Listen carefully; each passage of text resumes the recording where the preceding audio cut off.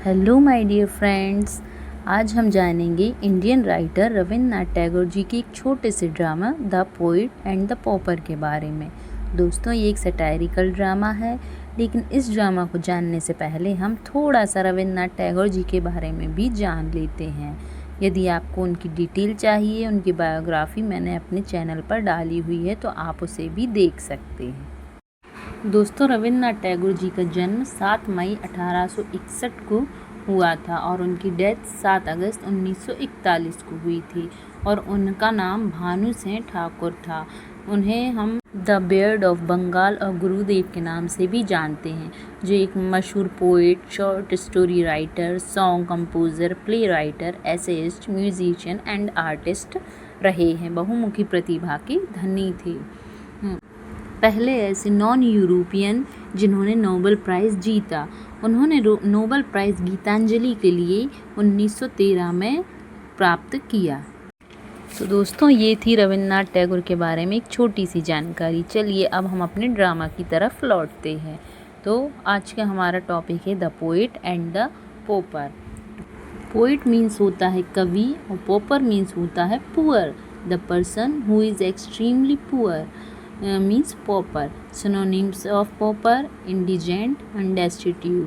दोस्तों, ऐसा क्वेश्चन हमें एग्जाम में मिल सकता है। Answer in one word, the person who is extremely poor, तो उसका आंसर होगा पॉपर। और ये भी पूछा जा सकता है कि what is the synonyms of pauper, तो इसका आंसर होगा डेस्टिट्यूट, इंडिजेंट। तो पॉपर से आपकी 2 क्वेश्चन तैयार हो गए, जो कि एग्ज़ाम में देखने के लिए मिल सकते हैं। तो चलिए अब हम इसके कैरेक्टर्स के बारे में जान लेते हैं। इसमें सिर्फ 2 कैरेक्टर्स के बीच एक छोटा सा संवाद दिखाया गया है। तो पहले कैरेक्टर का नाम है कुंज बिहारी बाबू, जो कि एक पोएट है, और दूसरे कैरेक्टर का नाम है बिशम्बत बाबू, जो कि एक पॉपर है, यानी एक गरीब व्यक्ति है। कुंज बिहारी बाबू एक संवेदनशील कवि हैं, जो कि प्रकृति, कला और सौंदर्य में ही जीवन की सच्ची खुशी देखते हैं। उनकी सामाजिक स्थिति अच्छी है। और बिशम्बत बाबू एक गरीब आदमी हैं, भूखा नंगा, ठंड से कांपता हुआ, जो काम और सहारा ढूंढ रहा है, ठंड और भूख से परेशान है। तो दोस्तों, ड्रामा शुरू होता है। शाम का समय है, चांदनी रात है, कवि अपने बगीचे में टहल रहे हैं। फूलों की खुशबू, ठंडी ठंडी हवा, कवि के हाथ में नोटबुक है और कलम है।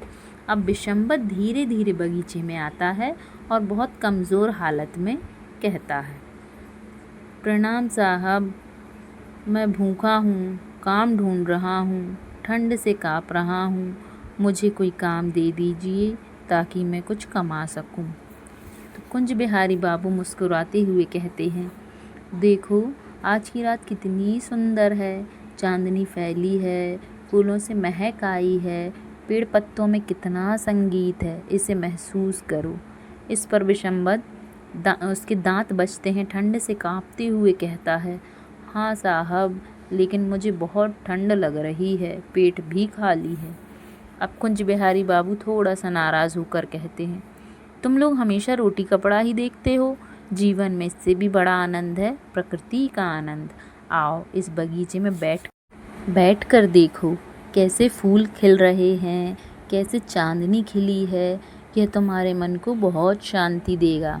इस पर बिशम्बत निराशा से कहता है, साहब, मेरा शरीर काँप रहा है, मेरे पास ओढ़ने को कुछ नहीं है, पहले मुझे गर्म कपड़े चाहिए, कुछ खाने को चाहिए, फिर मैं प्रकृति देखूंगा।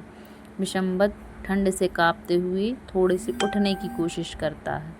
इस पर कुंज बिहारी बाबू झुंझलाकर कहते हैं, अच्छा, तुम मेरे बगीचे से बाहर निकल जाओ, तुम मेरी शांति को भंग कर रहे हो। तो बेचारा बिशम्बत चुपचाप बाहर चला जाता है। अब कवि अकेले रह जाते हैं। वे फिर से चांदनी देखते हैं, लेकिन अब उन्हें महसूस होता है कि उनकी कविता अधूरी है, क्योंकि उन्होंने उस गरीब की मूल ज़रूरतों को नहीं समझा। इसी के साथ ही इस ड्रामे का अंत हो जाता है। अब इस ड्रामे से हमें क्या सीख मिलती है?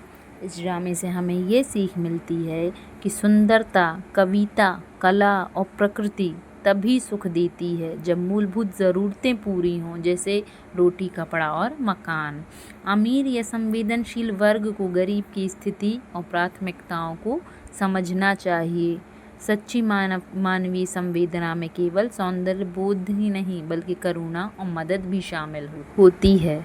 तो दोस्तों, ये था रविन्द्रनाथ टैगोर जी का एक छोटा सा ड्रामा, जो कि एक सैटारिकल ड्रामा है। इससे क्या है, समाज की परिस्थितियों को बताया गया है।